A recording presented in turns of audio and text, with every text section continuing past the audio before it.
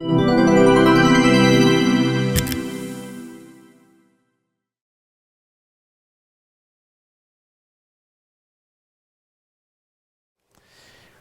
exposed to different temperatures. Raceways must be sealed to prevent the circulation of warm air to cold air section of the raceway or sleeve.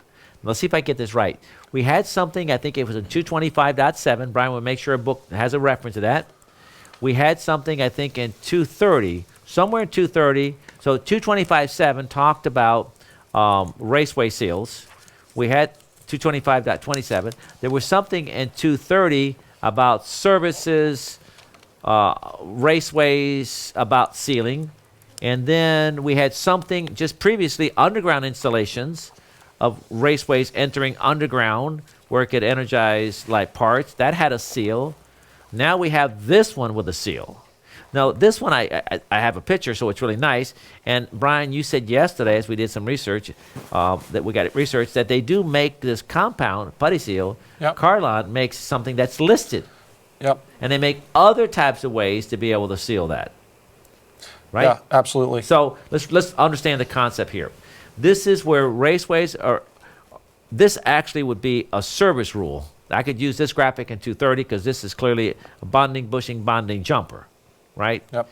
And I think most of us are thinking about this raceway seal differential temperature is when you're going from an house, well, actually up north a lot, right? Going into a building because it's cold or hot, cold outside, hot outside, humid air between the two, or a walk-in freezer or refrigerating cooling machine, Michael? Well, I was just going to say the different types of sealers here. What we were looking at a while ago were energized parts become energized by water coming in. You wouldn't want to use duct seal there because it's not going to stop that water. Not back on the underground installation one, but where we're trying to keep just moisture, we're trying to keep difference in temperature, this moisture, would be great.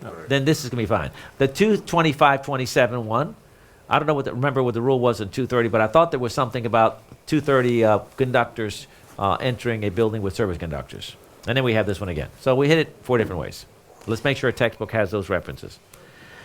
Expansion, they made a change to the 17 code. Expansion, deflection, and deflection fittings. Raceways must be provided with expansion, deflection, and deflection fittings where necessary to compensate for thermal expansion, deflection, and contraction. See, the rule only talked about expansion.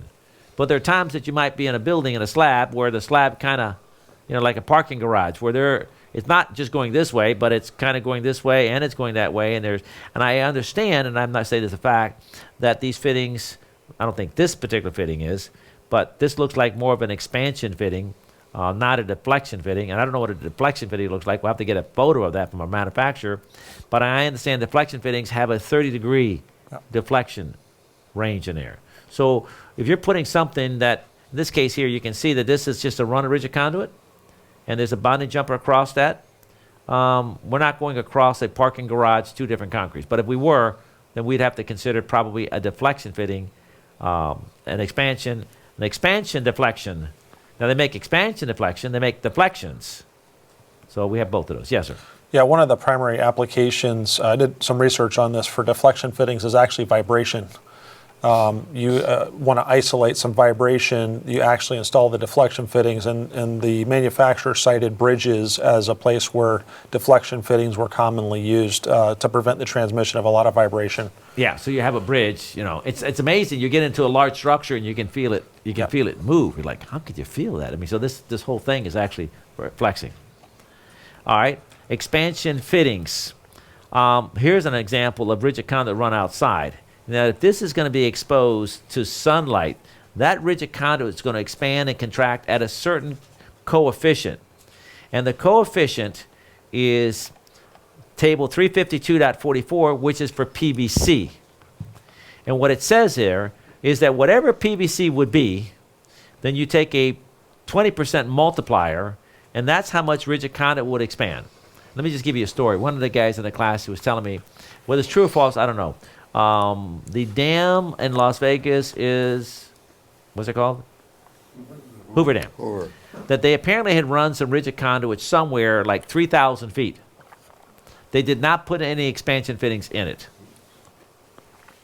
And then, of course, We're in Las Vegas. It gets hot. It gets cold. And that they had some major problems because it was like 6 inches in 3,000 feet, if not more than that. And it was just pulling everything out of both ends. So how would you calculate the fittings? When we get into 352, there's some information about that. But whatever 352, which is in PVC, you take that same information and you multiply it by a 20% adjustment factor because it expands 20% of PVC. Where if you look at aluminum, the multiplier is 0.4.